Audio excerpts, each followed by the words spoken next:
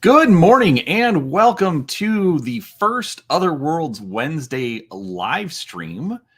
This is Gaming with ADHD, and today I wanted to talk a little bit about ninjas and super spies.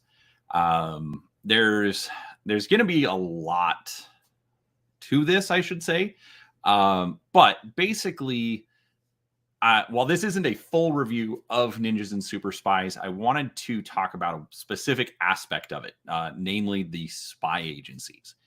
And to put it in a little bit of context, I have what I've just called the Dream Project. There's a lot to it, but for starters, the Dream Project is basically just me collecting a bunch of ideas and trying to put some stuff together to kind of see how it works. So, with that being said, I recently got the Ninjas and Super Spies role-playing game from Palladium Books. This was originally published in 1988, and I did have it when I was a teenager.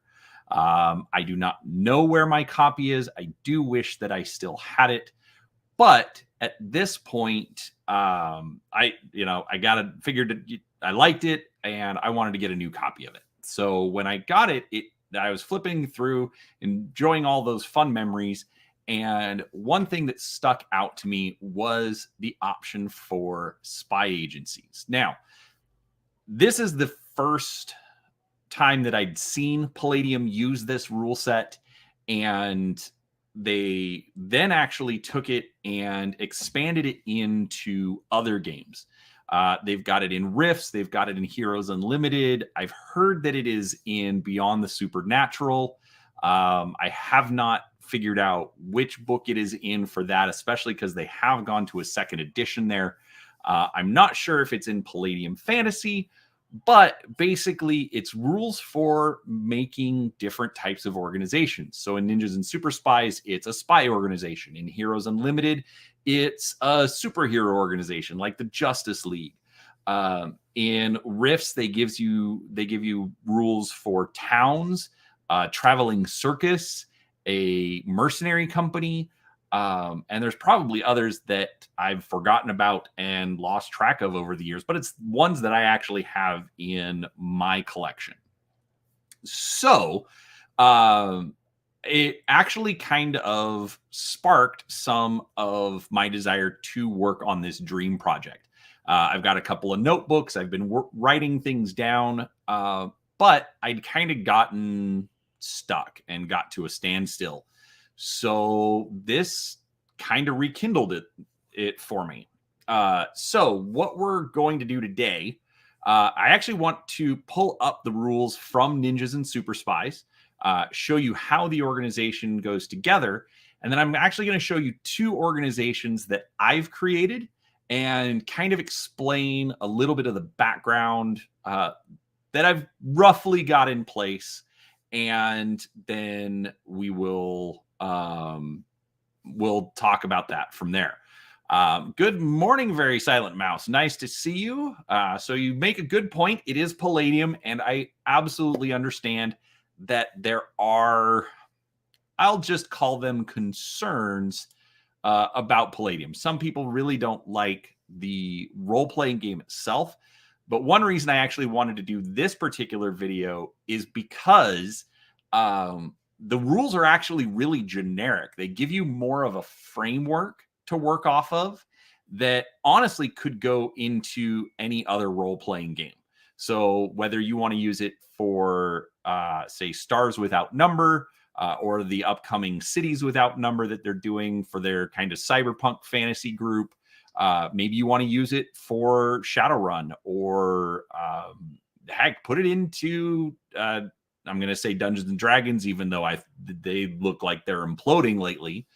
It is a nice generic rule set that isn't tied to Palladium Books. So I still think it's worth checking out if it's something you're interested in.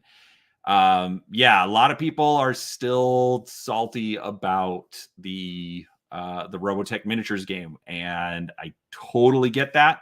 But like I said, at bare minimum, it's something interesting to look at. Obviously there are things in the past, but I just want to look at this particular thing. So, I'll leave it up to you to make your final judgment, but at the bare minimum, it's something to hang out and talk, and you can ask me questions and, tell me that my dream project is stupid and I should never go through with it. Anyway, I don't think you guys will do that, but regardless, I find that getting out there and talking about it does make it a little bit closer to reality. And who knows, maybe you'll help me refine some ideas. All right. So where is that? Okay, we're going to need the PDF viewer. If I can figure out how I want to line this up.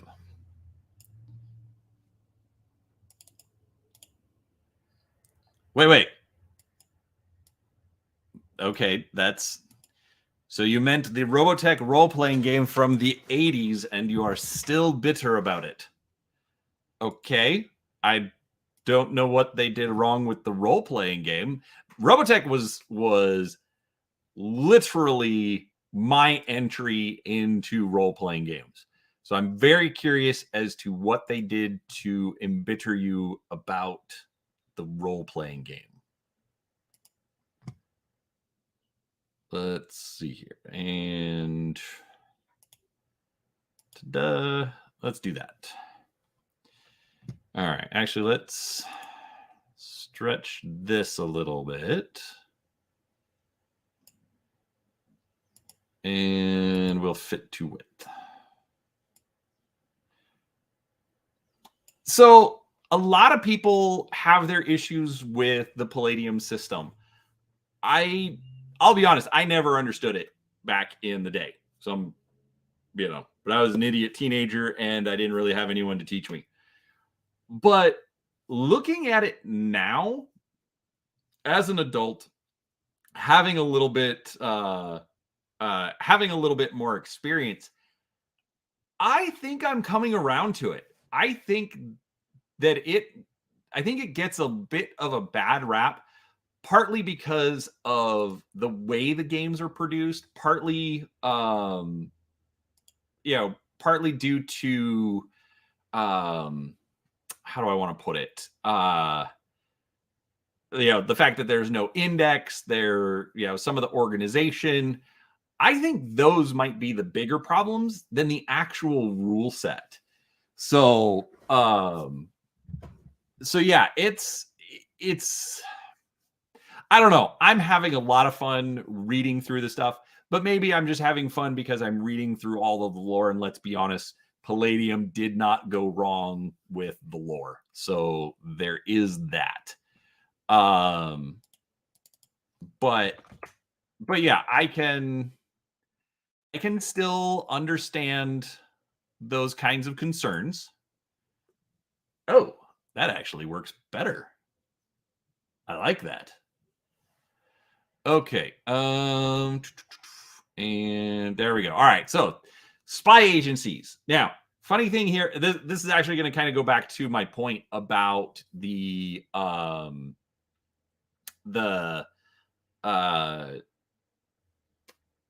organization.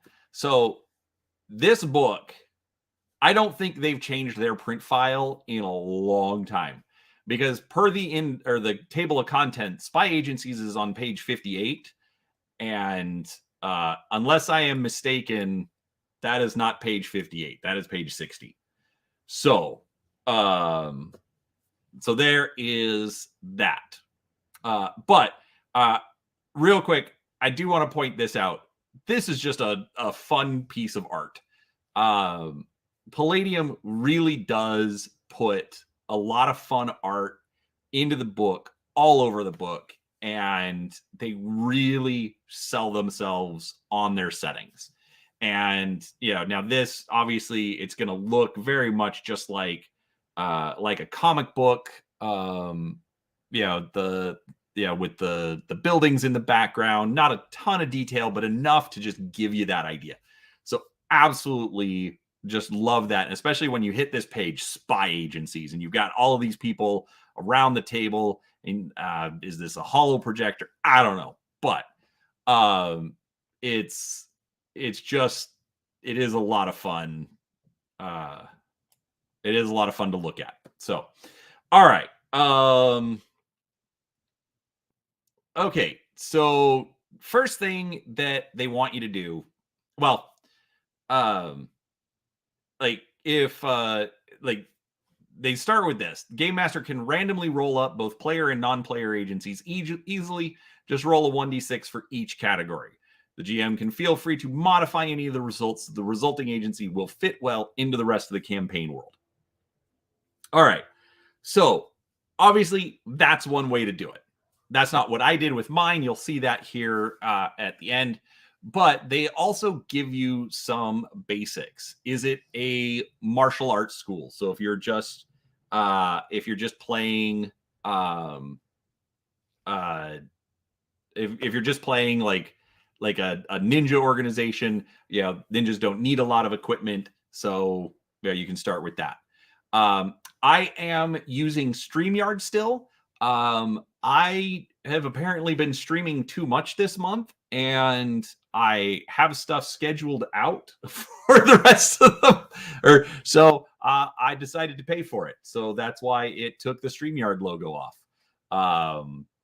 But I don't know. There are others out there. I haven't tried them. This one works, and I've managed to figure it out for the most part. So we'll see what happens there. Anyways, so if you want to do a martial arts school, you get 50 points. As we get into the different categories, you're going to see that there's different point values that you get to then spend to, allocate resources to your agency. Level 2 is a crime buster agency, and you get 100 points to spend. For level 3, you get 200 points for an international espionage agency. This group is involved in the contest between the world's superpowers. Now, this again is going to date the book itself. The U.S. and the USSR, which hasn't existed for over 30 years, but it's still referenced here. But that is also kind of fun if you want to go back in time. This absolutely has that Cold War feel to it. So if you want to do U.S. versus Soviet Russia, absolutely. The war in the shadows between national spies and counter spies should be the group's major concern. So you get 200 points for that. Super spy agency. The player character's main enemies are villains with extraordinary powers, devices, and/or skills. Because of this, the organization is generously funded and equipped with 300 points. And then finally, the Mega Spy Agency. An agency of this size and power indicates that the role-playing world is extremely dangerous. Most, if not all, of the bad guys also belong to agencies with lots of points, and the opposition will have plenty of skills when it comes to the game, or skills and powers to test the mettle of player characters. 400 points. So they then make a point of, the fact that the player organizations, should still, the player organization should still have to make choices. They're not going to be able to take the best option from every choice. So that's how that works. It does seem that Putin is trying to put the band back together, but for the purposes of this video, we're just going to focus on the game side of it.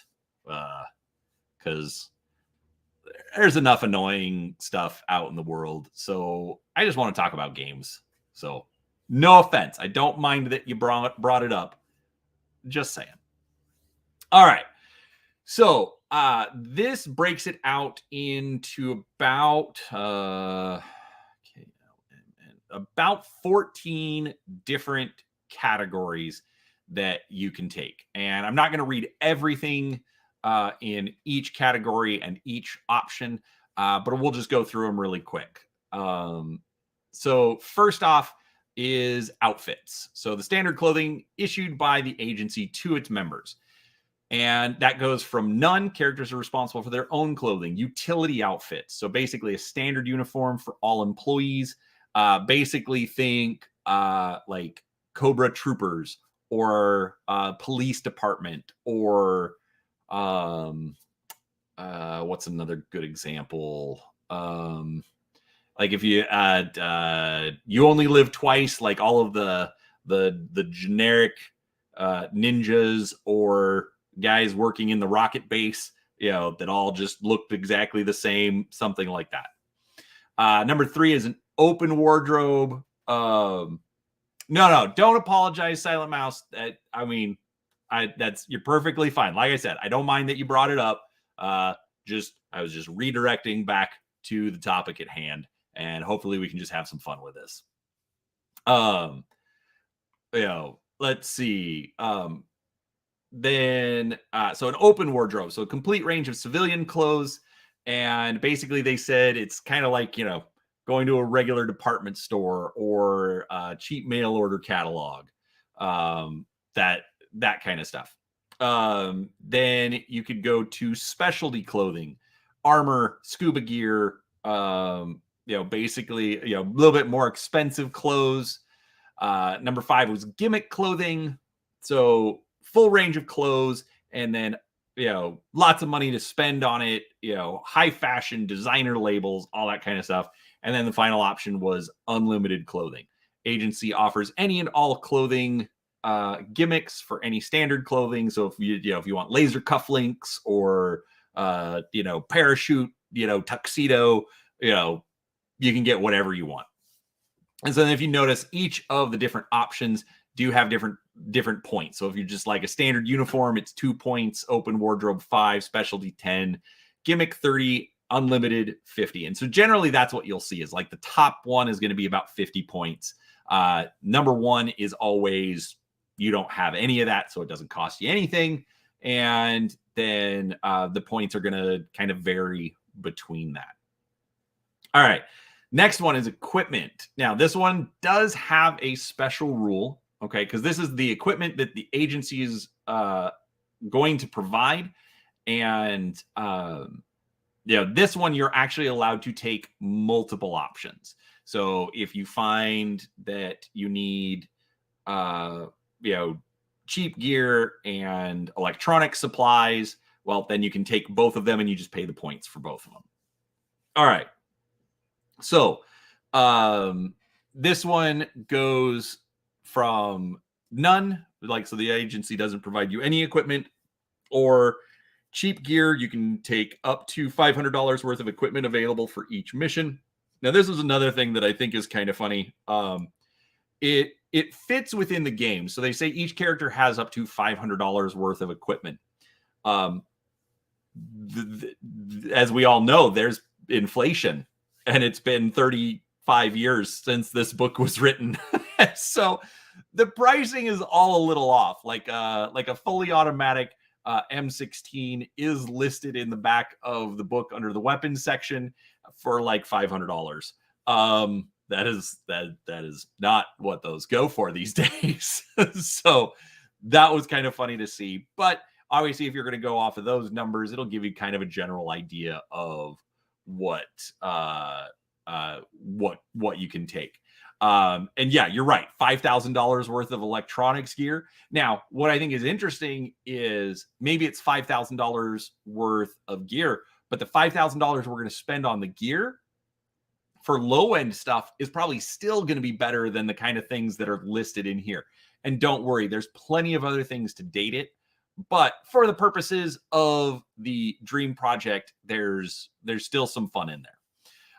Anyways, so cheap gear. Now, this one I think was kind of funny. So for number 3, they said ninja equipment. An unlimited amount of ninja and martial arts equipment is available. But then in the example build, they build a police department and then they put police equipment. And so it would have just been like team appropriate equipment would have been better and made more sense as far as the rules go. But still, it was kind of fun that they said ninja equipment, which then also is going to play a factor in how I have to rework some stuff as I start developing more of this. But then we've got electronic supplies, gimmicked equipment. So if you want the scuba tank briefcase or whatever, you have a budget to spend for equipment, and then you have unlimited equipment. You want it, you got it. Like Q is going to show up and give you everything that he can, which that's totally fine too. All right. Next one, you've got weapons. Includes all the weapons issued from the agency's armory. So anywhere from none to ammunition. Armed agents, basically, okay, pick a gun. We're going to give you one, and that's it. Maximum value of $1,500. There's again another date there. Ninja weapons, any and all ninja martial arts and ancient weapons are provided. So again, that's another one of those that's kind of weird, where it's like, okay, so armed agents, everybody gets one issued weapon, and then ninja weapons, and so you have all the ninja weapons that you need. Yes, you cannot have Q's lunch. That's very true. Very silent mouse. But ninja weapons is 10 points. The arsenal, so you can get $50,000 worth of weapons, and then unlimited weapons, again, maximum points there. Vehicles. So transportation provided by the agency. None. Public transportation. So the agency doesn't own anything, but they'll you can take a bus, you can take a train, you can take an airplane, rocket, whatever. If you can buy a ticket to get on it, you can do that. The way they write it is that agents will have to use their own money and be reimbursed only if the proper receipts and paperwork are done. So I do like that they put little things like that in that, you have to take a bus and then submit a ticket for like the $20 bus ride, to get it reimbursed. Fleet vehicles, the agency maintains a fleet of standard unmodified vehicles. Spy cars, aside from an unlimited selection of unmodified vehicles, each agent has $20,000 to customize or upgrade their vehicles. Specialty vehicles, same deal, up to $200,000. And then unlimited vehicles, again, anything, everything. Doesn't matter how rare, how expensive, you get it. 50 points. All right. Communications. Another thing that's dated, but it's still not very difficult to tie it in and figure out how you want to make it work in your game. There are no communications. Characters must use public phones. When was the last time that anybody saw a public phone? Must use public phones and pay for all calls out of their own pockets. Basic service, agency has telephones and two-way radios. Secure service, the phones all have scramblers. Computerized, a computer network linking all the various offices.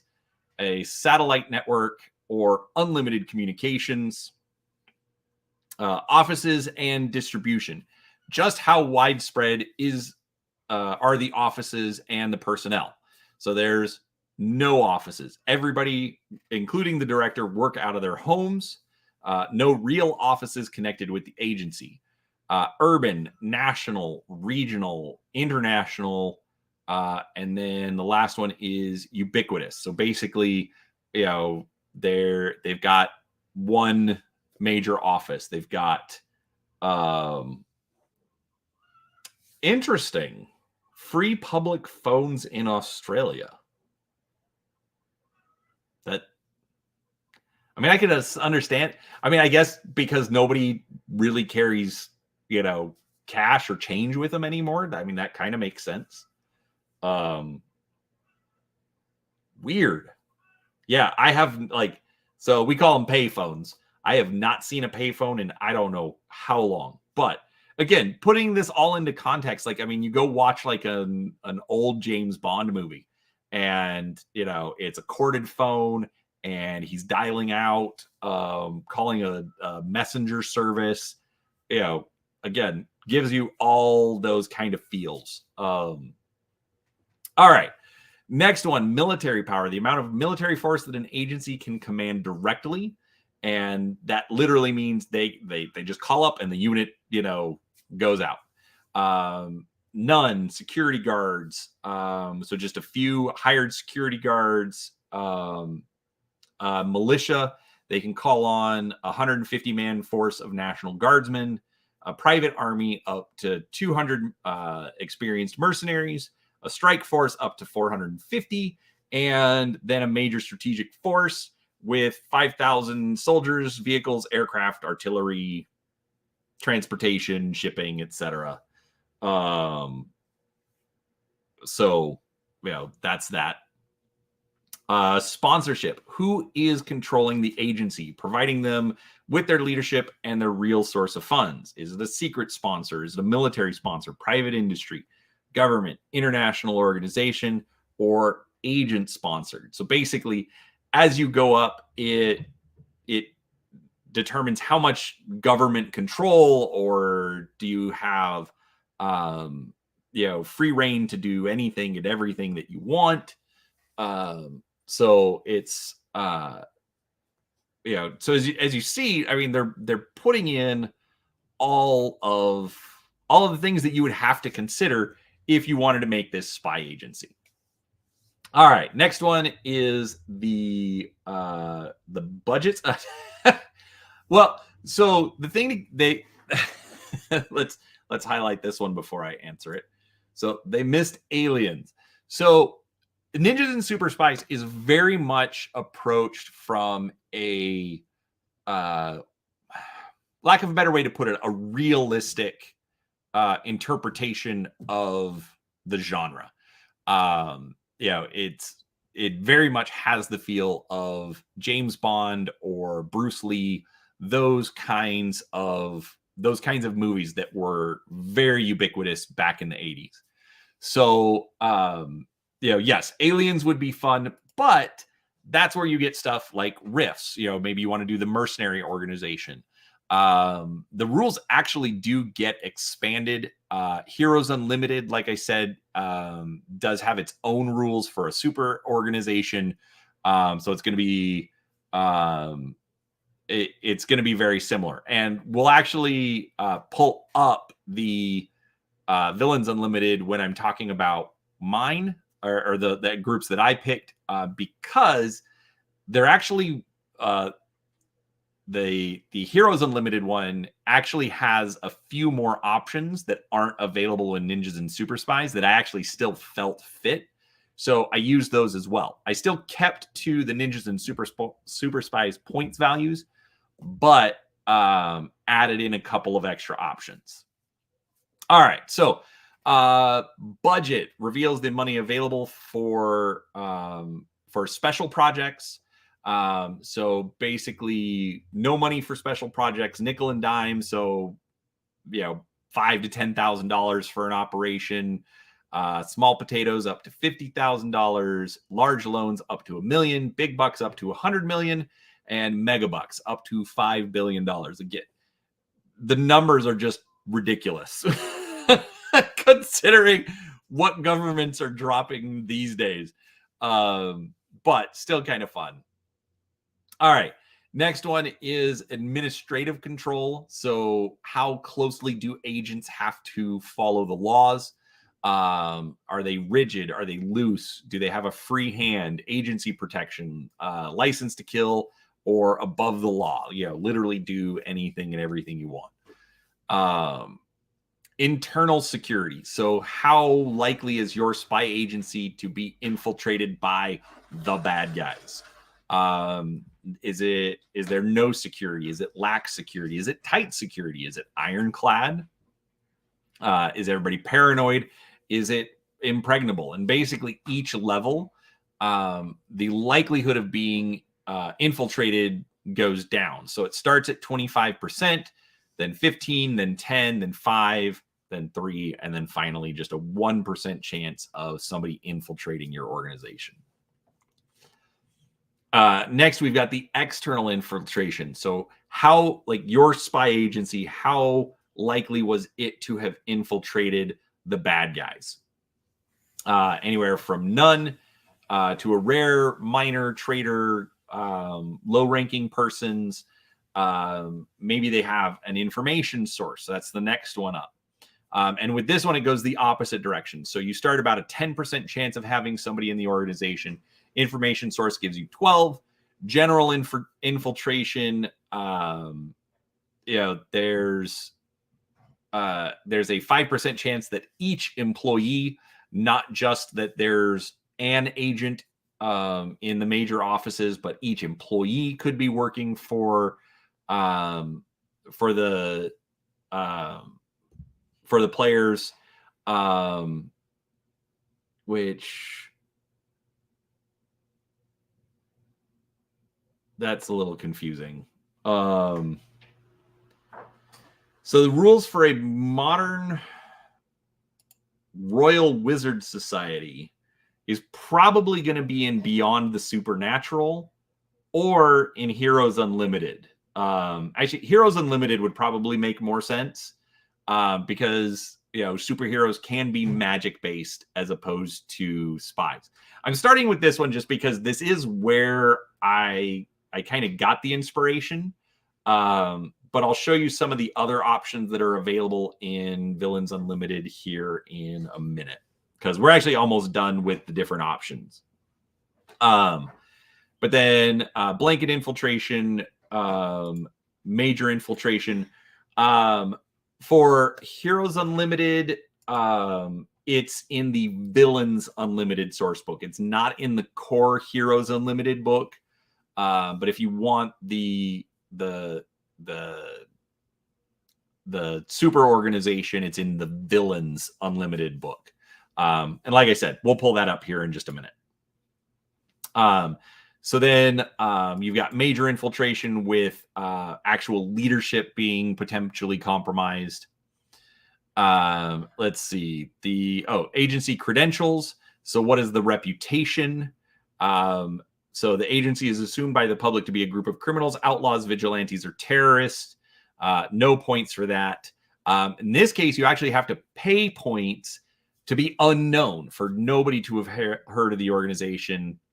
And then, so unknown, faceless, known, recognized, and heroes. Everybody sees them as the good guys at that point.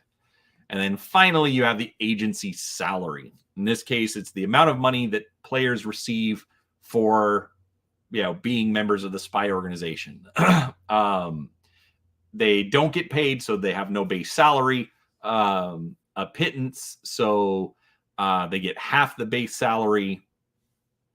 Freelance, 3 times the base salary, but you only get it when you do an actual job, so it's not a monthly amount. Civil servants, so you just get whatever the base salary is. Maybe you get a bonus for completing a job.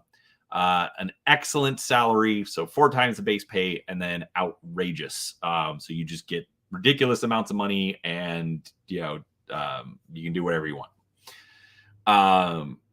And then they say each organization should also have a name, insignia, symbol, or name, insignia, and symbol. And it's also a good idea to come up with a director, an agent's executive officer, and a few technicians, all as non-player characters. Remember that interesting guards, secretaries, and fellow agents can make the agency a lot more interesting. All right. So they then do a breakdown of an agency. In this case, it's the police, which, let's see here. All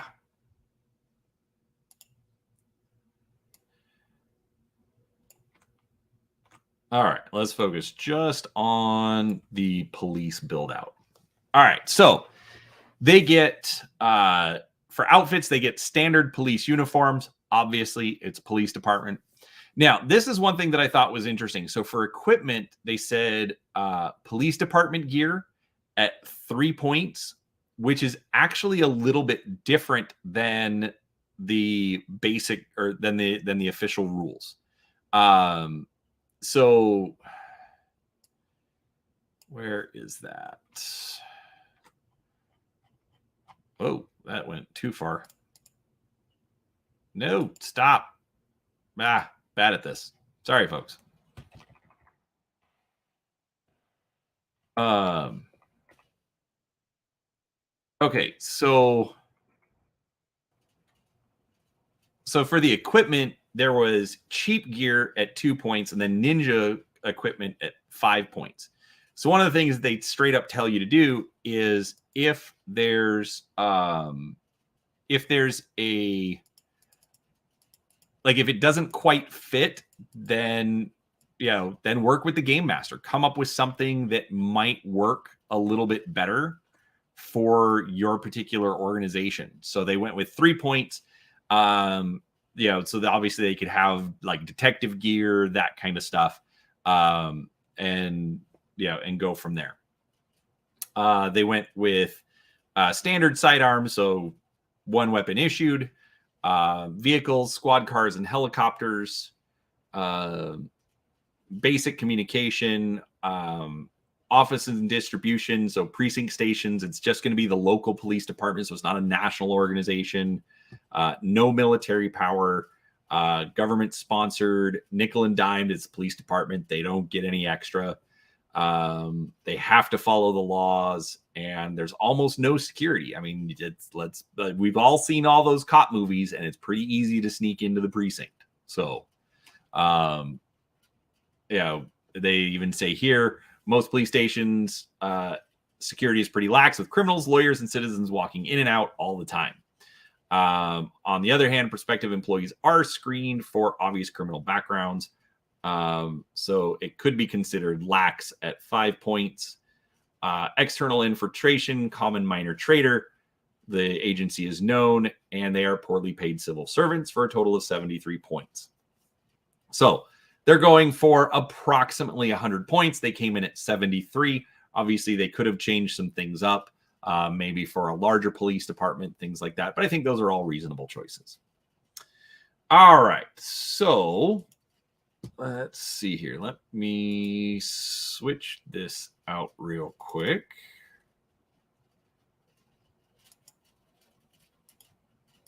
All right. So that is the spy agencies from Ninjas and Superspies. But from Villains Unlimited. There it is. All right. So, what is different about Villains Unlimited? So, first off, they rename everything. They just call it creating an agency or secret organization, small-time gang or private agency, crime gang or crime-busting agency, secret club or society, super agency, super network.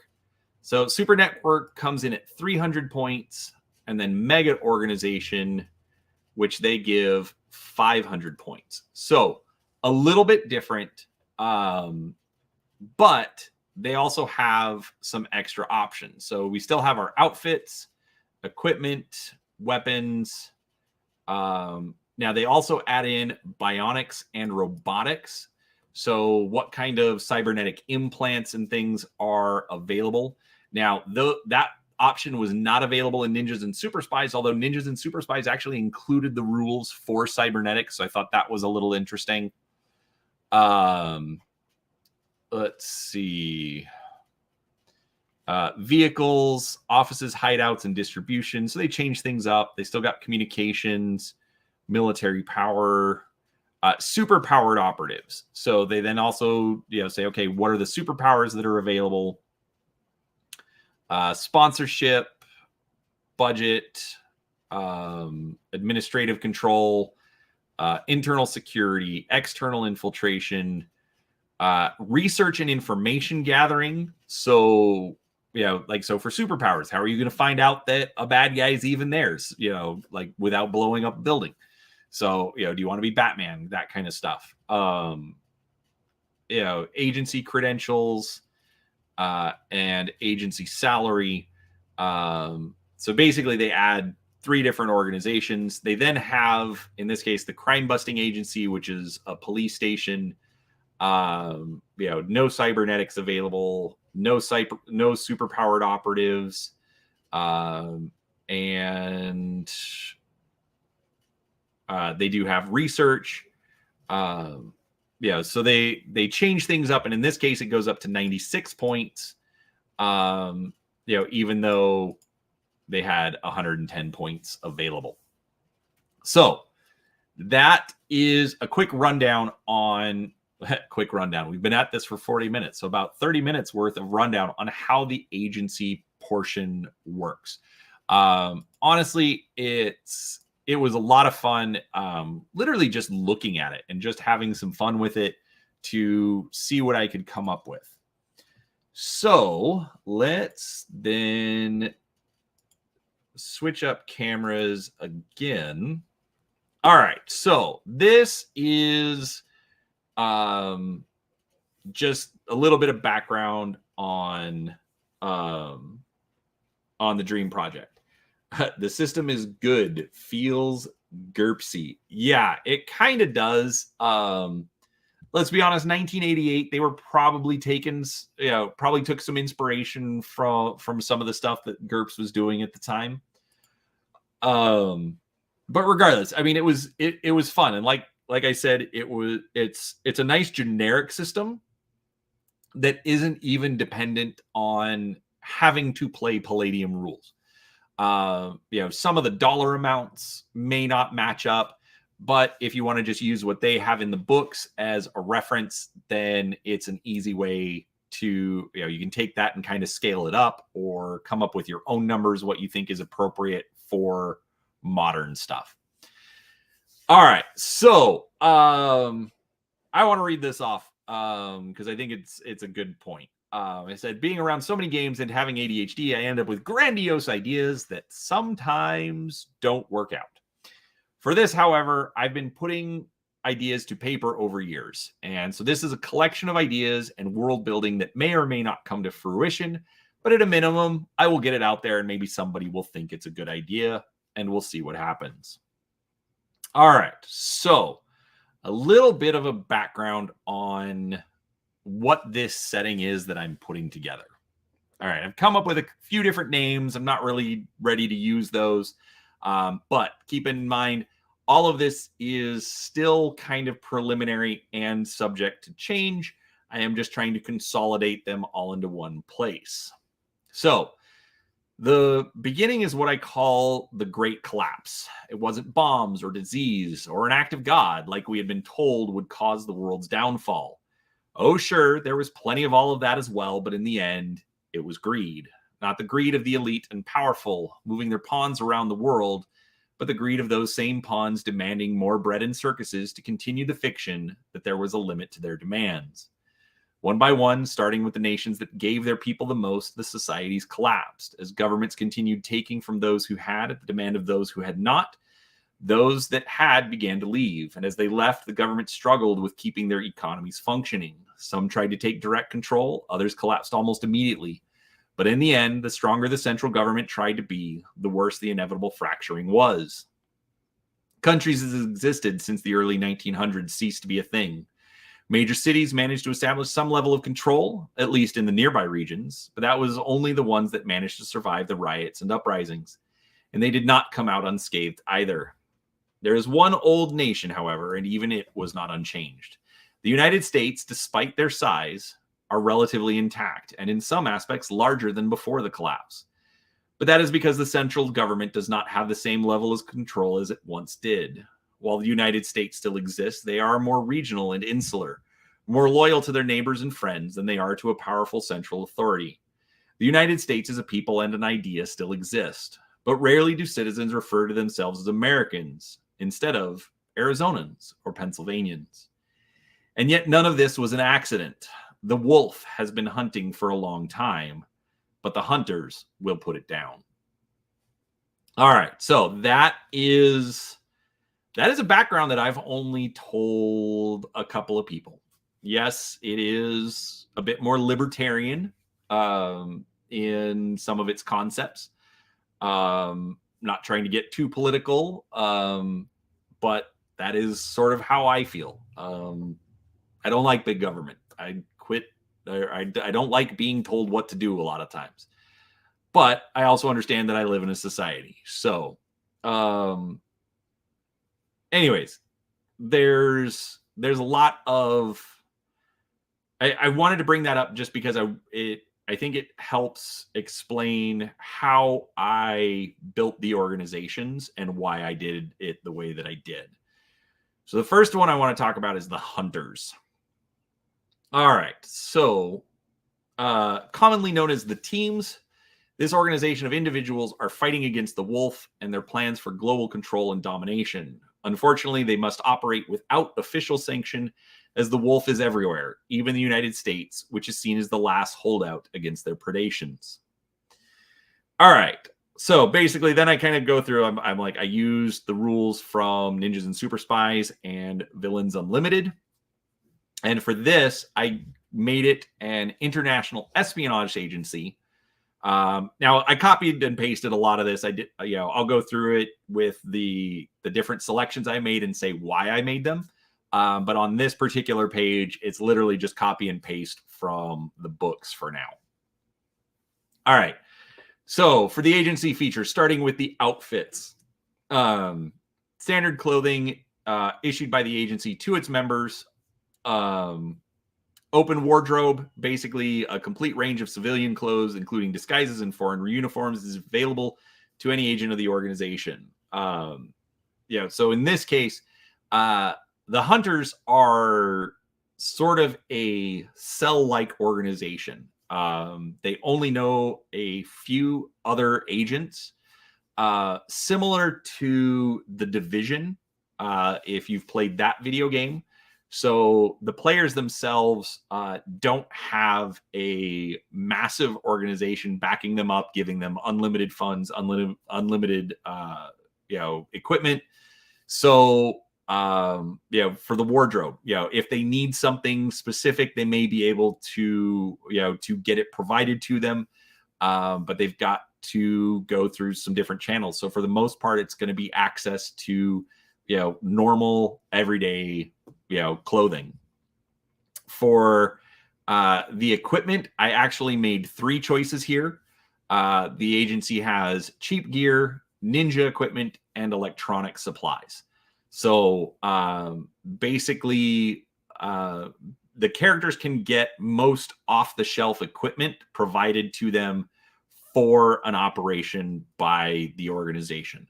There's no, we'll get to that in a little bit. There's no central warehouse, but they can get it provided to them at drops or courier, things like that. But basically, any kind of common equipment. For weapons, each agent is issued 1 weapon. They're allowed whatever else they want, but they have to purchase it themselves beyond just a basic issued weapon. For vehicles, I created my own category. Instead of public transportation or a fleet of vehicles, I created what I called as needed vehicles. So there's no standard fleet. They can request and occasionally be provided specialty vehicles, but this is mission specific, and otherwise they will use public transportation. So they'll take commercial flights. They'll take arrange for some other form of transportation that is not provided by the agency. Because I made my own choice, which was more than 2 points and less than the 10 points or whatever it was, I gave it a cost of 5 points. Communications, basically there is a computer network that will link up the various offices. Basically the agents sort of have a secure network to communicate with each other. Scrambling is available, but there's no massive satellite, intranet network. It's still technically over publicly available communications lines. Communication is more limited than what we have today. So satellite communications isn't as much of a thing. Has to do with the network, but I haven't fully fleshed that out. That's just all kind of in my head stuff. Offices and distribution. Now, for the hunters, basically, there is no office. Everybody works out of their home. I've written some fiction, like one guy is out on his farm. So they don't have an office they can go to. Like I said, it's kind of a cell organization. So they're going to be a little bit more contained. Military power. The agency can call. They do have militia access, so they can call on about 150-man force, but it's limited. It's standard, and it's very, very small. This sponsorship is an international organization. So while a lot of them do come from the United States, I'll be honest, I am an American. It's kind of how I've envisioned some of the stuff. Although I do want to branch out and kind of pull some other stuff in. So the agency is free to set its own policies. They're not working for a specific government. They are just fighting against the wolf, which is, and they're kind of doing it on their own. So I didn't want to lock them down to a particular government. All right. Their budget, they have up to $1 million to kick into an important mission. Again, depends on how they want to, or depends on how I want to write the particular stories. Administrative control, they have a free hand, so they can break most laws in pursuit of official agency goals. But the rules say still liable for damages, meaning they can be sued and will be held accountable for any accidental deaths. So, watch your shots, everybody. For internal security, it's very tight because it is a cell organization. So it's kind of funny. It's like, alert security guards, electronic alarms, electronic picture ID cards are all part of the agency's security system. I mean, for all intents and purposes, they're only going to work with other members of their cell, and, require verification from, contacts that the members of their cell bring to them, things like that. External infiltration, basically a critical person who is privy to the enemy agency's secret communications is an agent of the group's agency, like a secretary, communications officer. So the wolf being a much larger organization, lots of infiltration from people that don't like what they're trying to do. The agency credentials, they are unknown. For the salary, I made them all freelancers, so there is money that the organization can kick back to the players for completing their assignments, but there's no regular funds that are directed to them. And then so basically I put that, or I listed out all of the points and came up with 145. So it was a 200-point organization. I still had a little bit more to work with. So what I did with bionics and robotics, I wanted to be a little bit more of a near future. So I wanted to have cybernetics available. So the organization does have knowledge and access to cybernetic technology and systems, although limited.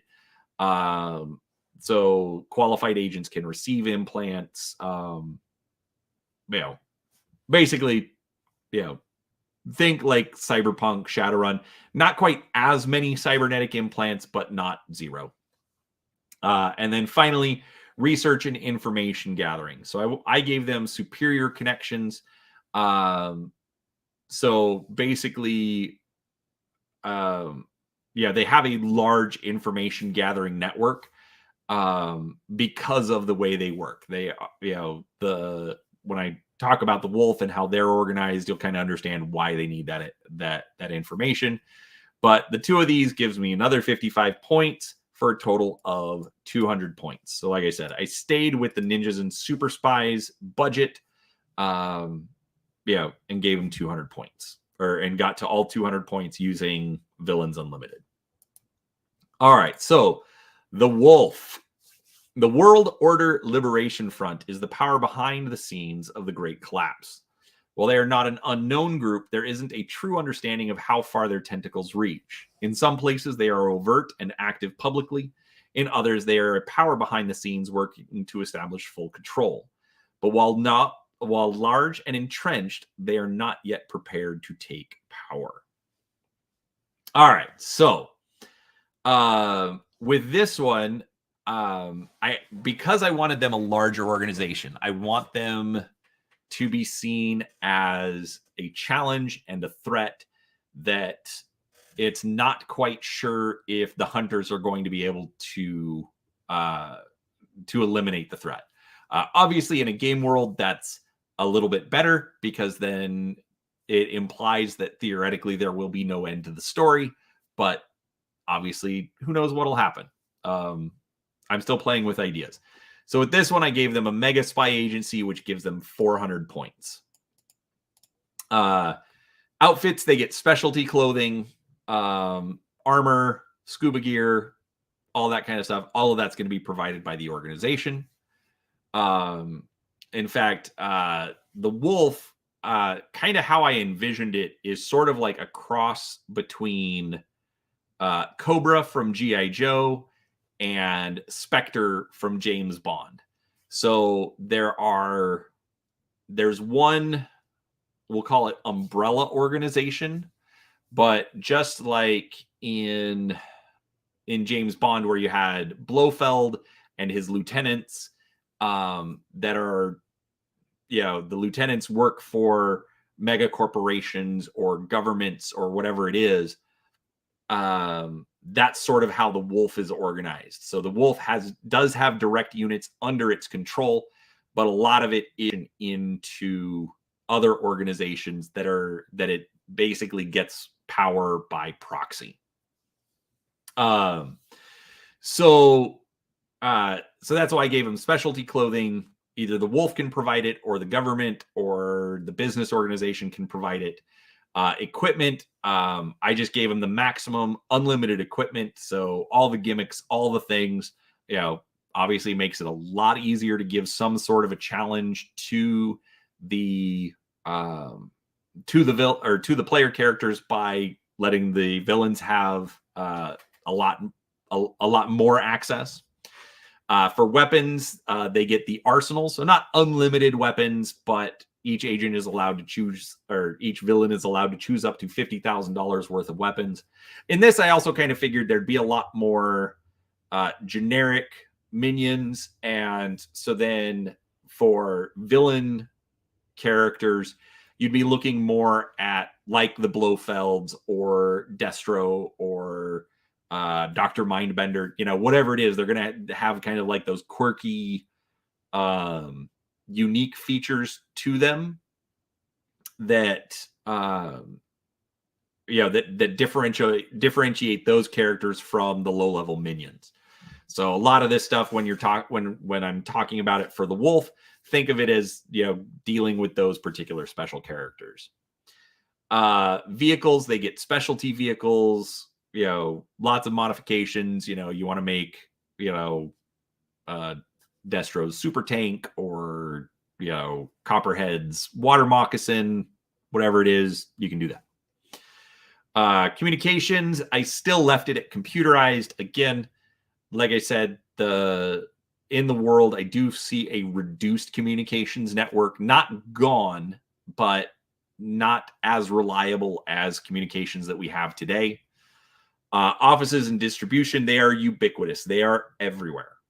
Like I said, the United States hasn't fully collapsed, which I'll get into that another day. But, even with the United States still being somewhat intact, they are still infiltrated by the Wolf. So, as it says, every city in the world has an office or a field agent representing the agency. It is everywhere with their people covering every population center of 50,000 or more. So they are full on entrenched. Military power, they have access to the Wolf itself has access to a strike force. Like I said, they will have government and organizational control. So maybe they can, they won't send battalions and whatnot, but they can get a large enough organization to help them for military matters. They are an international organization, very much like the Hunters, but they are not, but there is still some sort of structure. They have their Cobra commander, they have their Blofeld, so they answer to someone. It's not the individual agents that are making the rules. The budget gave them the big bucks, up to $100 million. Administrative control, license to kill. Each agent is specifically authorized to break any and all laws in execution of their duty. Murder, assassination, theft, and illegal interrogation are all allowed. Internal security. This is so this one I wanted to have a little bit more fun with. Because they're so large, I gave them lax security. There are security guards at entrances, but for the most part, it's not going to be too hard for the players to sneak in. For the external infiltration versus the Hunters, I set it a rare minor traitor. Like I said, these are the Hunters are a cell type organization, which is, traditionally very, very difficult to infiltrate effectively. So maybe a rare minor traitor, but for the most part, I want the players to sort of be rather secure. For the agency credentials, they are known as the good guys. Worldwide, they aren't seen as a villain organization. So, there's that. Salary. The villain characters are, they're civil servants, whatever. I gave them those points. So all of those together come out to about 360. So I've still got a little bit of room to play with. So for Villains Unlimited, I gave them bionics and robotics. Just like the Hunters or the bionic. Oh no, this one I gave them bionic arsenal. I thought I gave them the same one.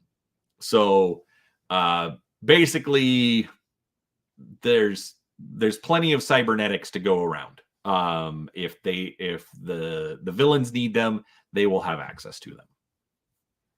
And then research and information gathering, I gave them good connections. Basically, the point being, it's difficult for them to find and track down a cell organization. So, so some of the specifics don't really match. So agency has $10,000 worth of computer equipment. They have unlimited equipment. I have a feeling they have more. 2 modems. They have 2 modems, everybody. Probably 56K too. I am so old. Is online with a dozen national and international computer networks, a score of clipping services, both national and international, and a source at 106 major newspapers. Oh my gosh, these rules are so dated, but still fun. Anyway, so that gave them 60 points, which gave me a total of 420 points. So I did go over budget on the Wolf, but that's fine. I wanted to give them a little bit more, because I thought it fit better with kind of the story that I'm constructing in my head and the setting that I'm trying to create. So that is the World Order Liberation Front. Yes, Wolf is an acronym. The Hunters is a stand-in name. I don't know. It might be the I figured Hunters and Wolf. Yes, I know, super cheesy, but it is what it is. But that is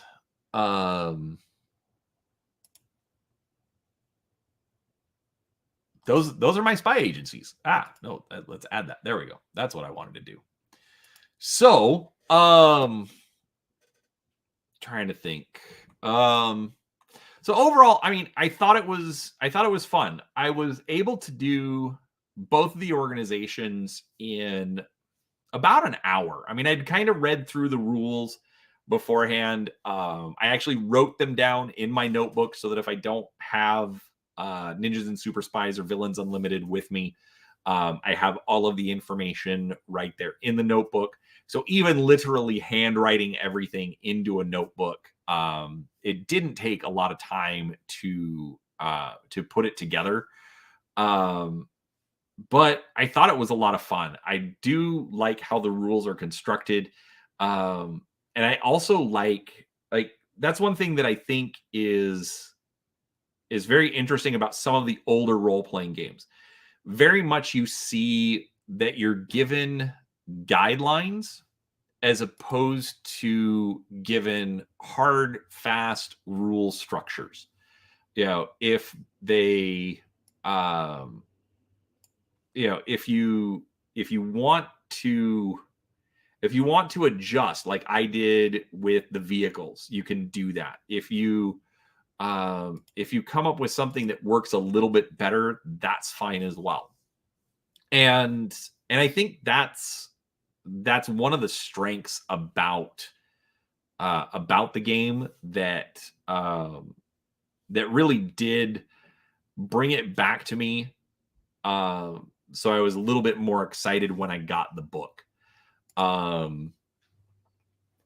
Anyways, so what do you think? Obviously, if you're watching this on replay, put a comment down below. You know, did I come up with bad ideas? Is there something that I should change? Is there a different option you think would fit better with kind of the description I gave of the wolf and the hunters? I'd absolutely love some feedback. You know, anyways, that's that. I trying to think. Well, honestly, at this point, I think I'm gonna call it good. Been about an hour. Thank you so much for all of your time. If you enjoyed the video, please, hit the like button. I am stalling to see if anyone asks questions, but if not, hit the like button. Leave your comments down below. If you like these rules, if you want to share it with your gaming group, share out the link. I'd absolutely appreciate it. But regardless, it's I like Ninjas and Super Spies. I like Palladium Books, even if the rules aren't perfect. And I'm going to have some fun with this. So look forward to more videos like this. They'll show up on Other Worlds Wednesday as I'm kind of putting this this setting together. And let's have some fun gaming this year.